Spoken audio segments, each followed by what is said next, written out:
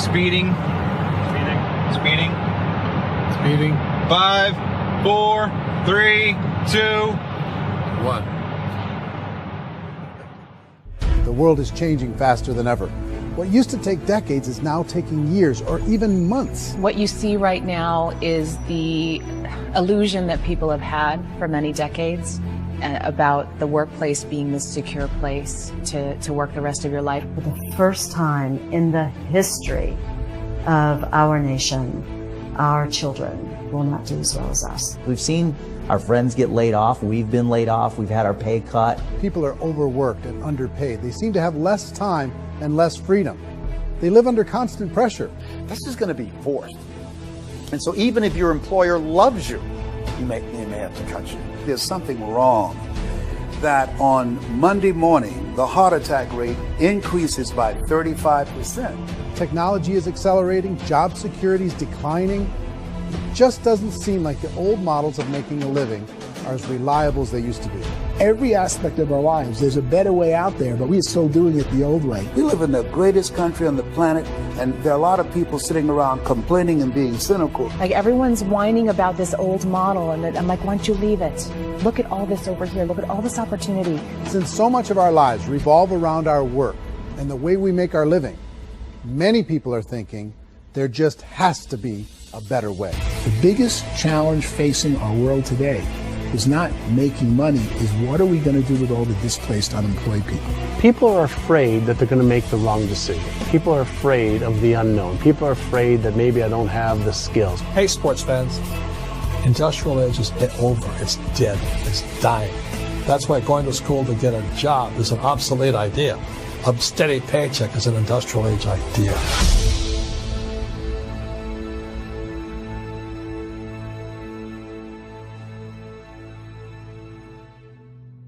It's the search for answers that has brought us here together today.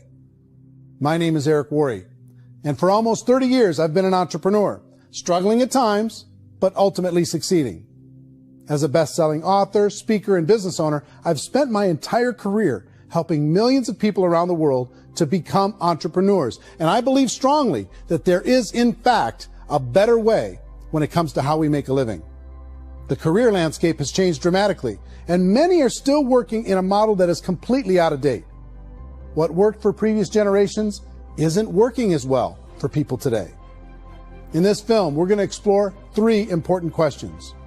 First, what's really going on in our working world today? Second, in this new economy, is it better to become an entrepreneur, or is it safer to work for someone else? And third, if a person decides to become an entrepreneur and start their own business, how can they do it without taking on massive risk? To help in this journey, I've brought together some of the greatest experts and thought leaders in the field of entrepreneurship to share the real facts with you. My intention is to give you new information that will allow you to make choices that are not limited by an old, outdated model. Let's start by understanding what's going on in our working world today.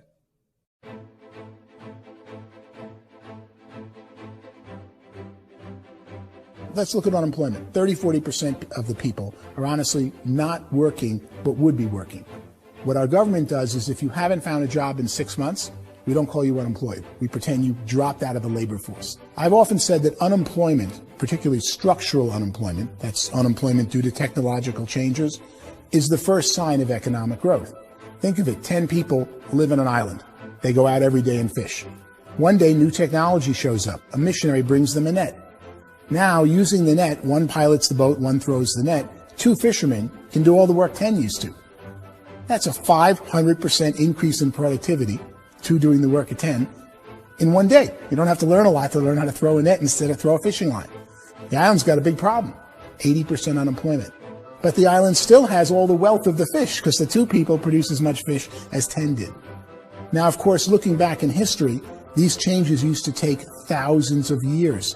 And during that time, we went into farming and transportation. Some of us became doctors and some teachers and lawyers. And we developed all these new professions and new manufacturing jobs.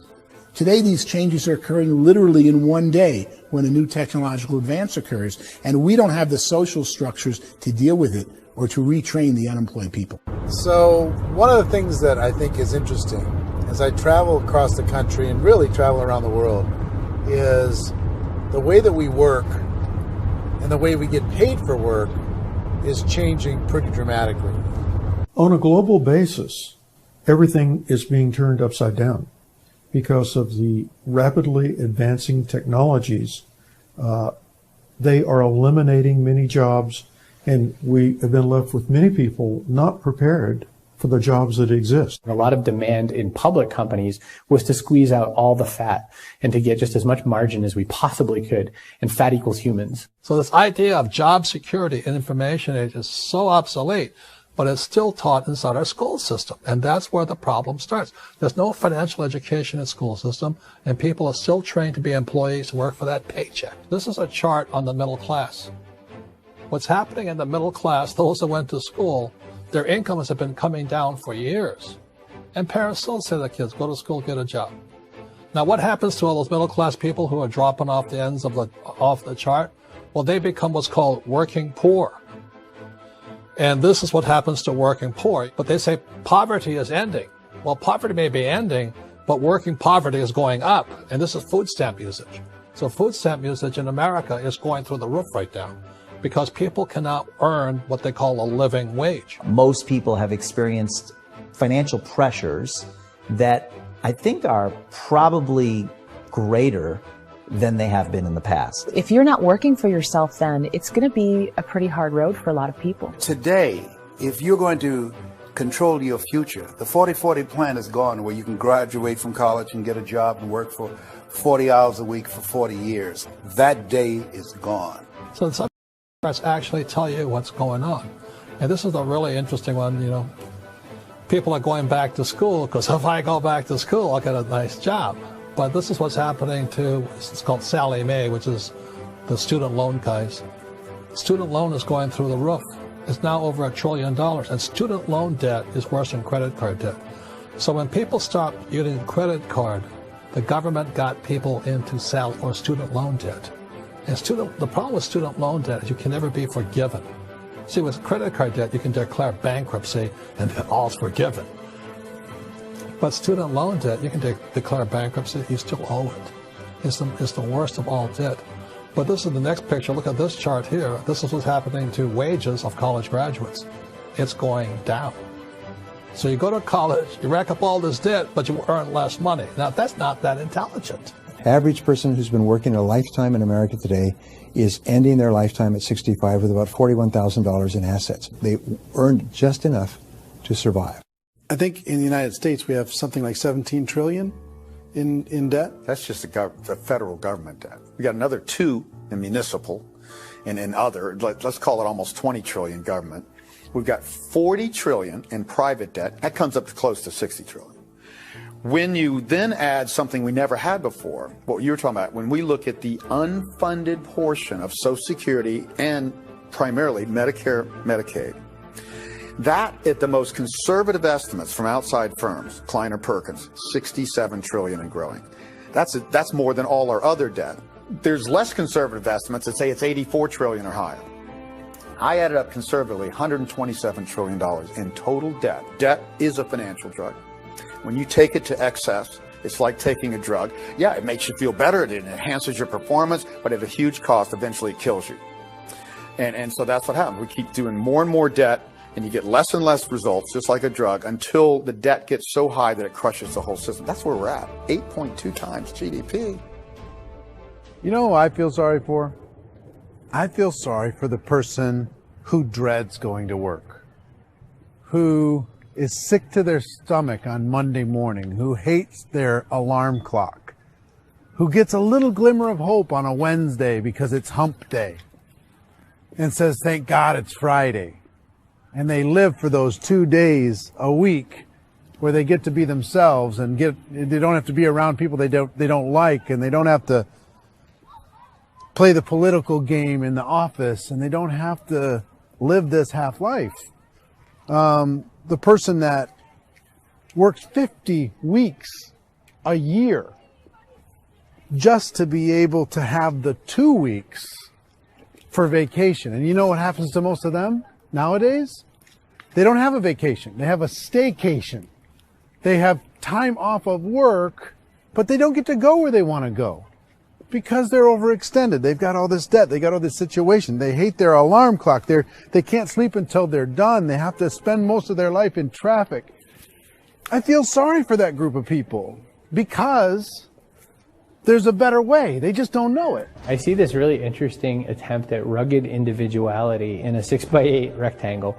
And I feel like you're all the same, except for the little push pins of the pictures. There's different pictures. Yours is named Jenny and his is named Sujara, but it's the same people. And this is how they are, and they're just like the zombies, and there's no joy in there, there's no fun. There's always like the wacky woman who decorates her cubicle, and that's the most she can do there. You got to give her credits, right? The wacky cubicle woman. The basis for their life is worry. I'm worried, you know, maybe I'll get fired. I'm worried maybe my company will go out of business. I'm worried I can't keep spinning the plates on paying the bills. I'm worried about how do I send my kids to college. I'm worried, what if the transmission of my car breaks? That's, you know, 2 or 3, I can't fix it.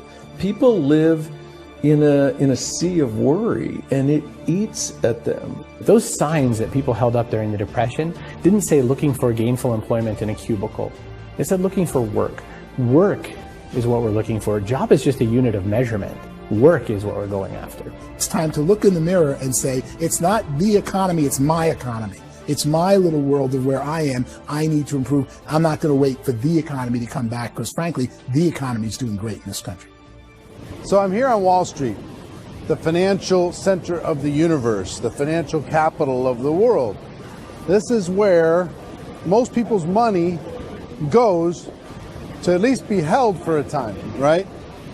With interest rates in banks being effectively zero, and many experts are predicting it's going to stay at zero for the next 10, 20, even 30 years, people feel like they don't have any choice but to put their future into equities, to put their future into the hands of other people on this stock market, and hope that the stock market goes up, hope that the stocks that their advisors pick or that they pick goes up. That's one way to go, I guess.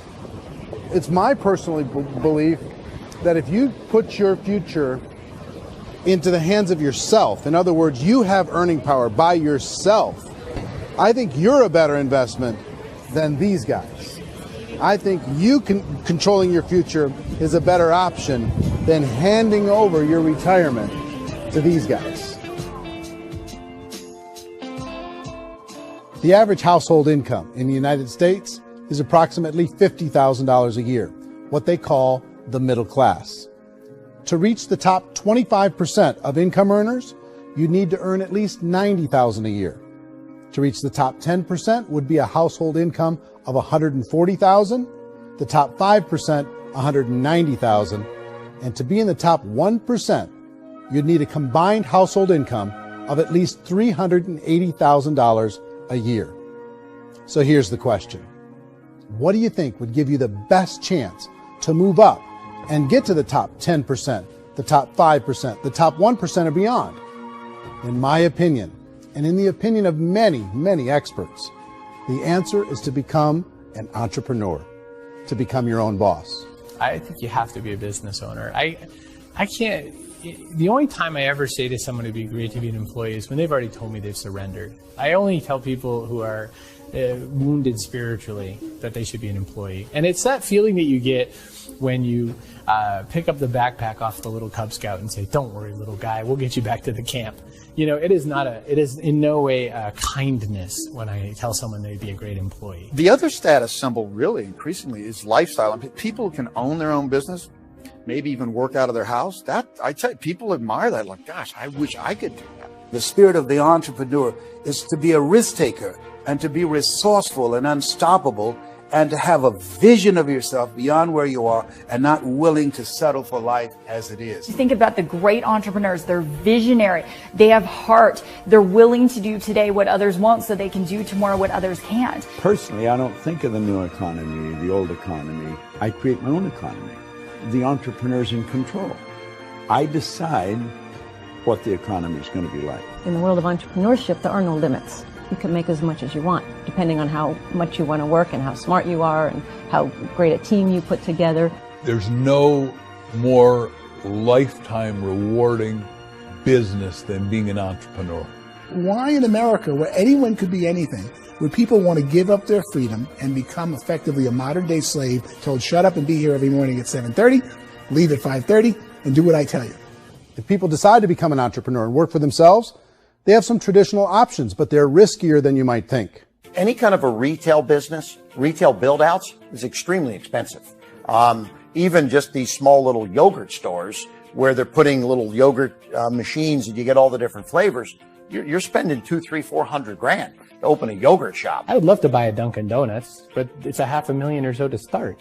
I don't quite have that just-in-case money. Risking lose it all, and most guys do 2 or 3 times, and even big guys like Branson, because I'm such a fan of his, half his companies don't work. If you make $1 million, your problems are going to go. If you make $1 billion, your problem's really going to go. Just the opposite. You and I know when you're making $1 million, you get $1 million responsibilities. You make $1 billion, you got 1,000 times $1 million responsibilities. And most people say, I'd love to be my own boss. 70% of Americans would love to be their own boss, according to recent polls. But they don't know how to get there. Because what are you going to do? One, you could buy an existing business. If somebody's selling an existing business, you have to ask why. Usually because it's probably hard. It's probably not making as much money as they hope. 2, they could buy a franchise. A little less risk, proven system, but it's expensive to be able to do that. 3, they could start something from scratch.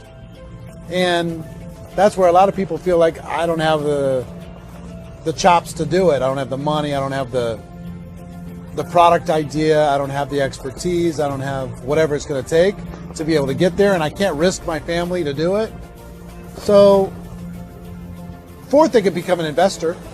A lot of people in this town invest to try and figure out a way, but you got to be pretty smart with that game too, right? Venture capitalists, who are the very best and most sophisticated in investing in new breakthrough businesses, make it on 1 out of 11. That means 10 out of 11 are mediocre or fail. Most of them fail. That's the risk there. An angel investor is lucky to get 1 out of 15 or 20. A business is a team sport. Like, I have to have accountants, I have to have engineers, I have to have systems designers, I have to have sales, marketing, I have to have accounting, I have to have mission statements, I have to have legal and all that. The average Joe Schmo, even me, I go out there, I don't have the skills to put a business together. I think the bottom line for the 4 traditional options is they take money, sometimes a lot of it. They take expertise, and they take time. All of that adds up to just too much risk for most people. I bought a business from somebody else, and it was a lot of work. And you start wondering, what did I just buy? Because I guess ultimately I own your email list, and I just overpaid for it. People that start their own business, they spend a lot of money, they spend a lot of time, a lot of effort to get things started. And the more you invest on the upfront, the harder you typically work at it. I can tell you what the success rate is of a restaurant. What is it? They're crazy enough. About 90% of them fail. About 90%. In how quickly? Year less. Wow. And if we're talking non-franchise, we're talking franchise, Sure. That's totally different. Yeah. But our students aren't getting franchise restaurants. You got to invest the big money. Exactly. And with someone like McDonald's, you've had to work with the company for a long period of time, really know the Even have a chance at investing $1 million. have a chance, and it's a slim chance. What if there was a way that you had all the proven aspects, the comfort aspects, and you could still control your own life? What if there was both? In other words, you didn't have to create everything from scratch. You didn't have to be a super leader. All you had to do, what if there was a proven product already? You didn't have to create the product. And there's a proven system already, proven training already. Everything except an employer. That was the only thing that you didn't have. Do you think more people would be open to working for themselves in that environment?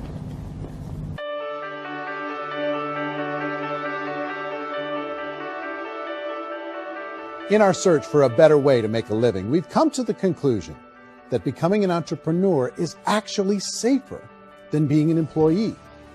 And through our look at the entrepreneurial options, one particular path kept coming up from expert after expert.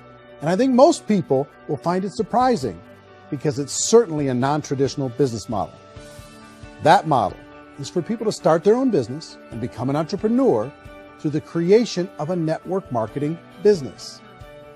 Some people call it direct selling because the product is being sold directly from the manufacturer to the end consumer, cutting out the middlemen. Other people call it multi-level marketing, or MLM, because there are multiple levels of commissions paid. The most common term today is network marketing, because network marketing best describes using a large group of independent distributors, independent entrepreneurs, to move a product or service more efficiently. So my friend here, Donald Trump, and I, we always write about the network marketing industry. And the reason we support the network marketing industry is because it really is a business school for entrepreneurs. Because most people come out of school looking for a paycheck. Oh, that's terrible. I went to network marketing like that. I think if it didn't exist, we should invent it. It is that good. I think direct selling is a great way to do business today. It's very easy to get into that industry, and you can be self-employed, be, in effect, an entrepreneur. When we see multi-billionaires adding network marketing companies to their portfolio of companies, that would be a clue. When we see people who are very famous authors and very famous business people endorsing the industry, that would be a clue. These network marketing companies aren't $50 million companies. They're billions and billions of dollars. They lead the stock market. They're major companies. When we're going to get it? You know, and you're going to school to work for a paycheck. But if you want to be rich, be an entrepreneur. And network marketing gives you the spirit to be an entrepreneur. A traditional company will spend up to 50% of their total revenue on marketing. Network marketing companies use a different approach. Instead of having all that extensive marketing expense, they utilize a network of independent distributors to do the marketing for them. Now, why do they do this? First, because word-of-mouth advertising is so much more effective today than traditional media advertising. Second, some products need to be explained or demonstrated, and an independent salesperson can do that more effectively than an ad campaign. Third, it's completely efficient. The company only pays for the marketing of their product if a sale happens and not before. Imagine if Amazon allowed you to become an independent distributor and paid out 40% of its revenue to that distributor group.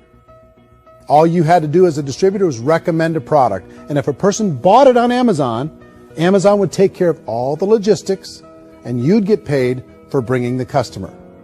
Now imagine you got paid for every purchase that customer made for the rest of their lives. Well, Amazon doesn't offer this option, but network marketing companies do. 85% of all buying decisions in our society are made as a result of word of mouth or reputation. We're recommending things to each other all the time.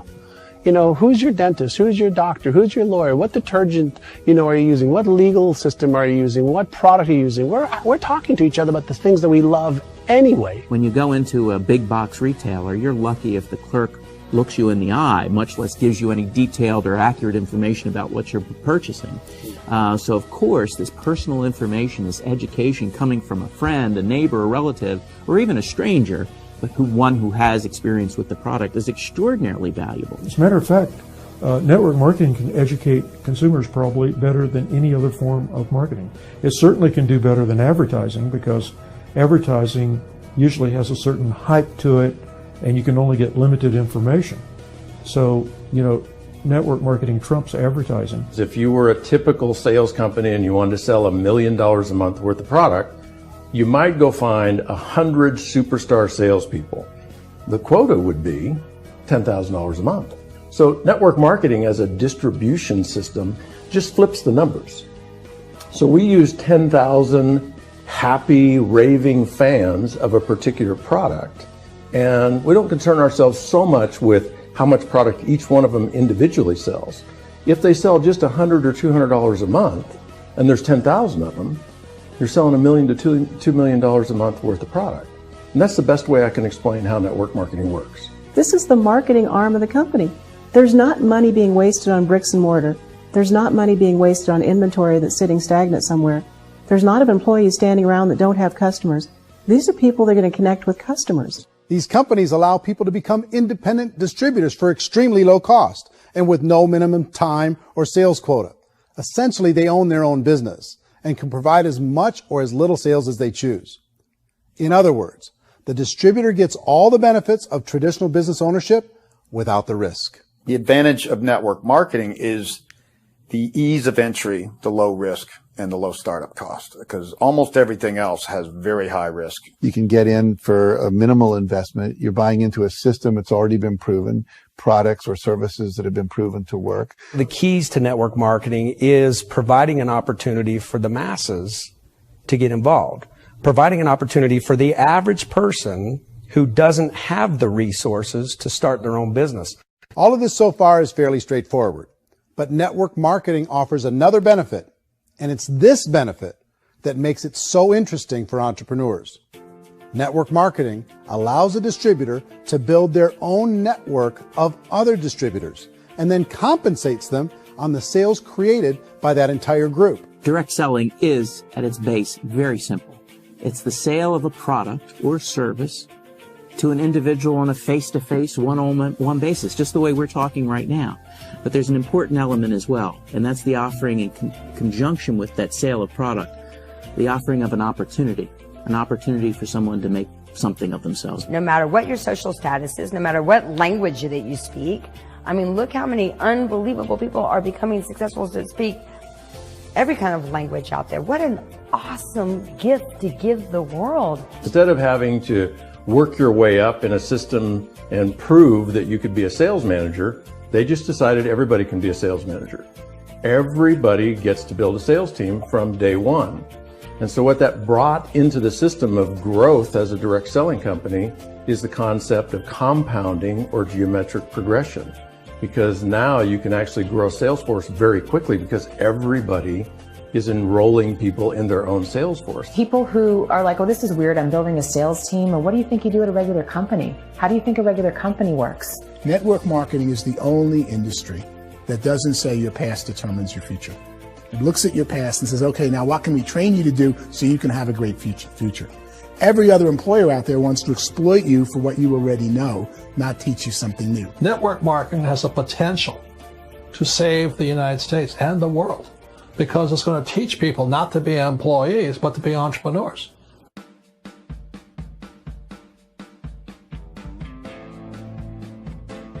According to the Direct Selling Association, if you add up all the network marketing companies around the world, they combine to do over $178 billion a year in retail sales.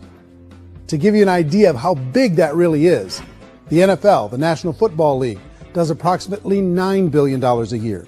The music industry does a little more than $16 billion a year, and the movie industry does about $80 billion a year. Using a conservative average, network marketing companies pay their distributors about 40% of that $178 billion in the form of commissions, which adds up to more than $71 billion a year. That's almost $6 billion a month. It's almost $200 million in commissions every single day. So it's certainly working, and people are making serious money in network marketing. With the growth of the direct selling industry over the last 10, 15, 20 years, we've seen a broader understanding of the channel.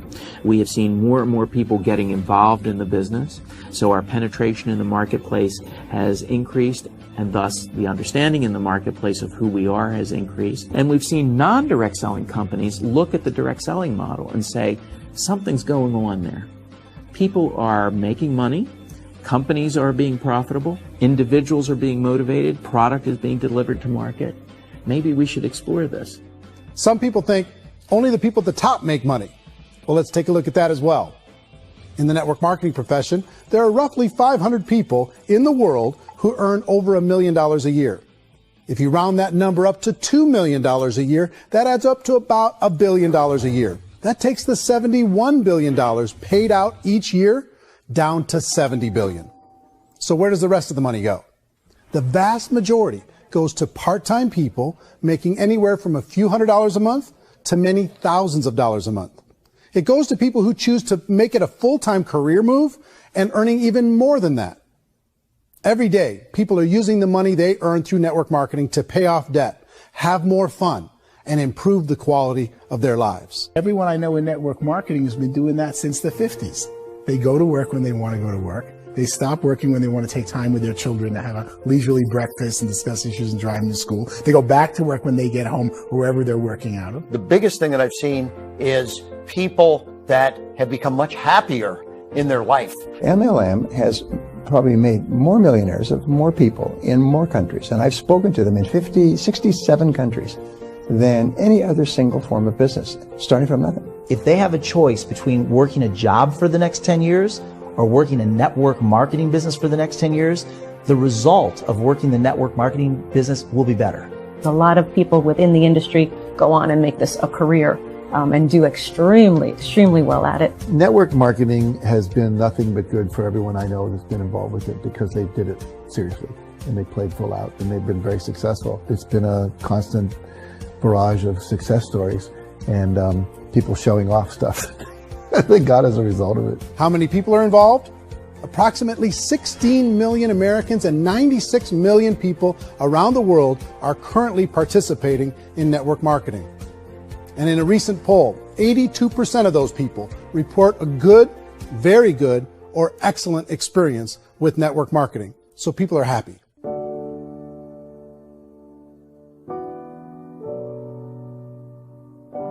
So I've taken a look at the network marketing profession and really tried to understand why so many people are confused as to the validity of this as a business. One is this pyramid shape. People get really messed up with this pyramid. Oh, it's one of those pyramid things. So I just think there are a lot of haters out there who really don't understand the industry and say, oh, it's a get-rich-quick scheme. It's a pyramid. Well, corporate America is a pyramid scheme. You know what I mean? It goes like this.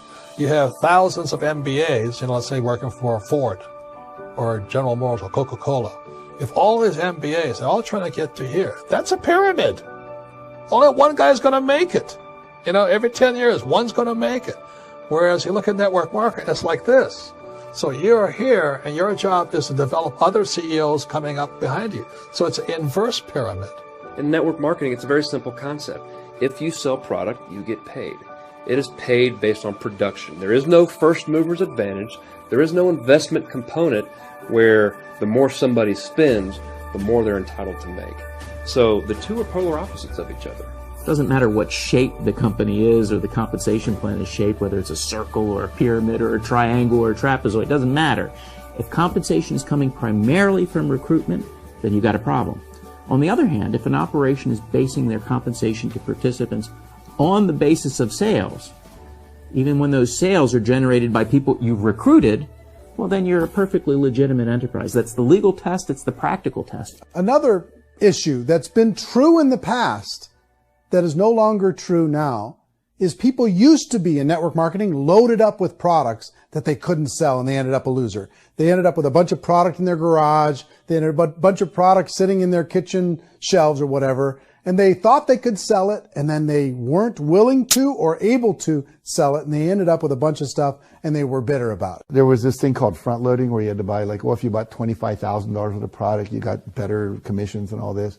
Today, it's almost all done by computer. It's direct mail comes from a warehouse somewhere else. You don't have to have all this inventory. You don't have to stock up. It's a paperless world now. Most of it's done online. You have a back office. It really works. And the technology has changed everything. Third issue is people start talking about 99% of people in network marketing don't make any money. Well, we've talked about that over the course of this journey together. Almost $200 million a day is being paid out to network marketing distributors around the world. The naysayers, the people who say that it doesn't work, are usually the ones who just don't know how to make it work for themselves. And so they're giving you an opinion, and I tell people, don't confuse people's opinions with expertise, because opinions are free. And don't confuse sincerity with the truth, because people could be sincerely wrong. But here's the reality inside of network marketing. The vast majority of people that get involved in network marketing just become customers, and they get involved to be able to purchase product at a lower price. If you take Costco as an example, if a person goes into Costco and gets a membership to Costco so they can get a lower price on the product, We don't call that person a loser because they have a bunch of product that they walked out with a smile on their face. Yet when some people want to take a look at network marketing, they say, well, those people, they're just using the product and they aren't earning an income, so they must be a loser. They're not a loser. They're a happy customer. That's the vast majority of people that are involved in network marketing. Now, a smaller percentage of those people decide to go build a business. They earn $300 a month, $500 a month, $1,000, $2,000. That's the bulk of earnings in network marketing. And then there's the few that really decide to take it serious, really decide to build a large network, really work to make that network very, very productive. And those people make huge amounts of money and there's no cap. What I do as an outside economist, just somebody looking at this industry like any other industry I speak and say, look, what's the realities of this? 1% do incredibly well. 10% generate some additional income at pretty low risk and effort. That's not, and 90% of people roughly end up customers. One thing that I think is real when it comes to people's perceptions about network marketing is people put this, and distributors, I think, involved in network marketing have some responsibility for this. They have sometimes unrealistic claims about the product or about the income. Most people who become distributors, they want the money, they want to be successful, but they don't have the skills. They don't know what to do. And when people don't know what to do and they're in a new business, they're scared. And when they're scared, they panic and desperation kind of sets in. So they think everyone they talk to has to get in. So if I talk to you and you say, well, no, I don't have time to do that, they're like, no, I need you. You have to do this or I won't be successful. So I start clawing on you. I start that desperation. So then I start making claims about the product, which are not appropriate, probably not even true. Or I start saying, let me show you how you can make all this money and you don't have to do anything, Eric. And so you just totally misrepresent the opportunity and you're clingy with people because you think you need everybody to be successful, and you don't. You know, one of the messages that I try to deliver most forcefully to companies as well as salespeople in direct selling is that you don't have to overpromise. The reality is in network marketing, there's a lot of hard work involved. There's a lot of effort. You're going to have to develop yourself. It's a business like anything else. It's going to take some time, but in my opinion, it's better.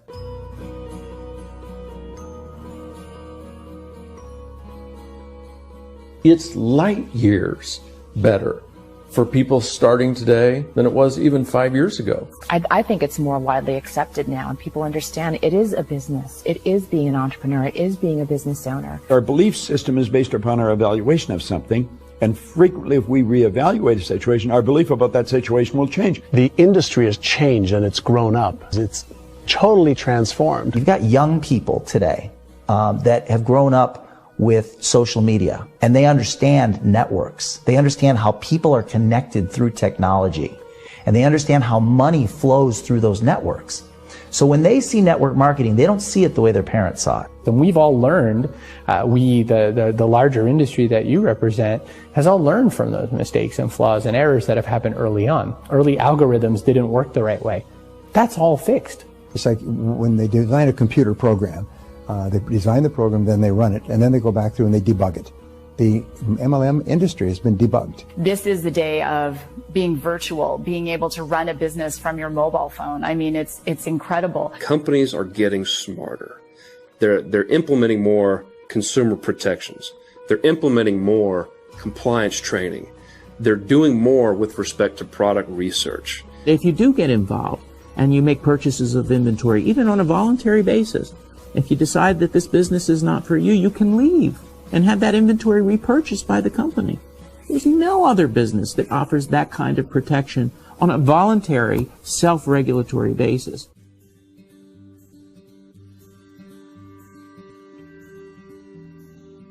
If you decide to look further into a network marketing business in order to generate more cash flow for your family, I would recommend reviewing the following 4 elements. First is the product or service. And on the product or service, I would ask 5 important questions. 1, do you like it? Is it something you would feel comfortable sharing with others? 2, is there a recognized need in the marketplace? It's hard to create a need if one isn't naturally there. Third, Does the product meet that need? Does it solve a legitimate problem for consumers?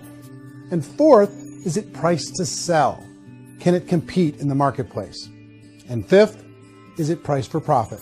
Is there enough margin for the company and the distributor to be able to generate income for the long term?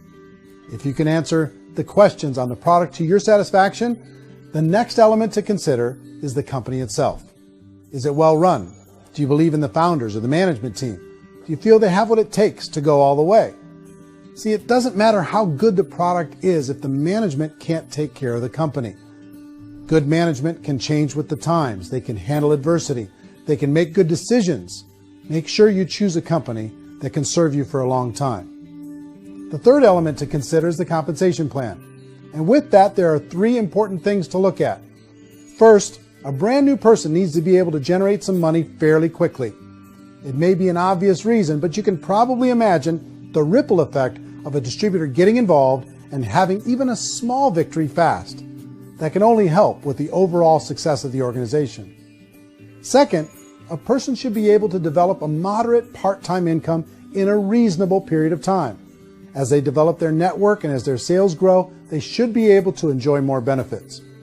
And third, for the people who are really serious, for those who decide to really go pro in the network marketing profession, there should be the possibility to make a serious full-time income if they work hard and are committed to developing their skills. If you're comfortable with the product, the company, and the compensation plan, the last thing you should look at is the support that will be made available to you. Does the company have a website? Does it have a solid online reporting tool? Do they have comprehensive training available? Do they host events to help you build your business?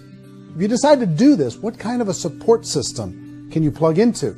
Choosing a network marketing company is a personal decision. But evaluating the four elements of product, company, compensation plan, and support is a great place to start. Is the company promising that you're going to get rich quick or that you can make a lot of money without a lot of effort? That's a red flag. Is there a product that you really believe in that you think can be sold? Or are you being told by salespeople or the person who's trying to recruit you or by the company itself that don't worry about the product, all you have to do is recruit other people into the business? Red flag, warning sign. If you're hearing that, take a second or even a third look. Get to know the customers, the products, the business, have some success, and see where the opportunities might take you to move up in the organization. You want to find out how concerned are they about my education, my training, and my development? Is there a space for me to grow? Most important question. Learn everything that you can about the product. Make sure it's something that you believe in, and learn everything you can about the industry and work that system. You have to be very passionate about whatever that company is doing. I would get involved. You can always test drive anything, the product, the service, the community, and then lean into it a bit. If it feels good, then lean into it a lot. Behind me is the Lincoln Memorial. And this is a place where Martin Luther King Jr. had his famous "I Have a Dream" speech. And at that speech, he talked about his dream for equality for everyone around the world, and that's a noble dream. But I think more people need to remember what it was like when they were kids and the dream was still alive in them. Before it got beaten out of them by reality, by this paycheck, by these responsibilities, and by having to live for this job to pay the bills. I think people need to remember that, go back to that. Once they know that there's a better way, I think their future is going to be much brighter. They can live a better life.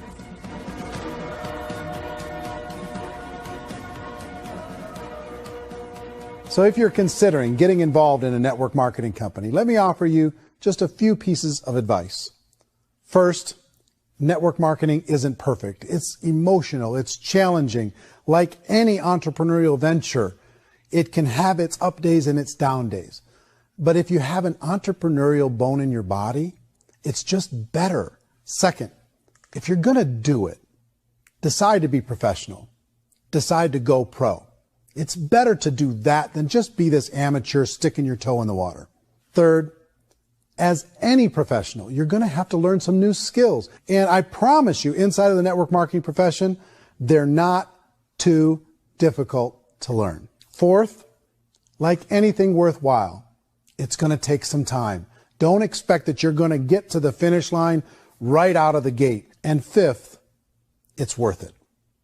It's worth it to be able to take charge of your life again. It's worth it to be able to control your own financial situation. It's worth it for the people you're going to be able to spend time with. It's worth it for the things you're going to be able to see and the experiences you're going to be able to experience. It's worth it for the causes you're going to be able to contribute to, the lives you're going to be able to touch, the customers you're going to be able to help, the friendships you're going to be able to develop. I promise you, it's worth it. Remember, most people are searching for answers just like you are. But I do have to tell you the catch to network marketing. If there is a catch, if you want to understand this from an emotional point of view, people say, well, it sounds too good to be true. It's not. It's hard work. But here's the catch. Most people still don't understand it. So you're going to have to endure the loss of social esteem from ignorant people. The uneducated will think less of you. Now, if you can handle that, you're on your way. If that's going to destroy you, you know what? Entrepreneurship in general probably isn't in your future. If you can face that catch, you can become unstoppable. I want everyone to really contemplate this if they're not in network marketing. You're in a job, you probably have a mortgage, you have rent, you have debt, whatever's going on. You're in a prison. You work just hard enough to keep them from firing you, and they pay you just enough to keep you from quitting. Come on! I've been there, done that, and bought that t-shirt. In network marketing, if you run into failure, it's really just a homework lesson for yourself. There's no one to blame. You really have no excuse not to be successful. You just don't. People don't want to hear that, but there's so much available to you. If you want to be a good network marketer, be a student to the people above you, be a fellow traveler to the people on the same level, and be a teacher to those below, and know when it's appropriate to do which. People who are not afraid of asking people to buy things, or not afraid of persuading people with a chance they may say no, these people own the future. Nothing happens until something moves. So you got to go move, you got to go do something, or nothing's going to change in your life. In the beginning, you're going to do a lot of things that you don't get paid for. But as you go down the road, you get paid for a lot of things that you don't do. And your job is rehabilitate the spirit, the entrepreneur spirit in all of us. You get it back. Either give it a strong yes or a strong no, but no wishy-washy, dilly-dally stuff in the middle. There's dreams and there are nightmares, but I believe that the biggest nightmare of all is when you don't pursue your dream. You're going to see some monumental growth in this profession. It's an exciting, exciting time to be involved with the network marketing profession. The next 10 years, I see just exponential growth. When that tipping point comes, it's not a matter of asking somebody, have you ever heard about network marketing? You're really asking them, which company are you building your wealth in? We are here to fix the world, to improve relationships with other people, to improve other lives. And the real reward comes as an entrepreneur at any level from teaching somebody something and watching them soar. There is no greater reward.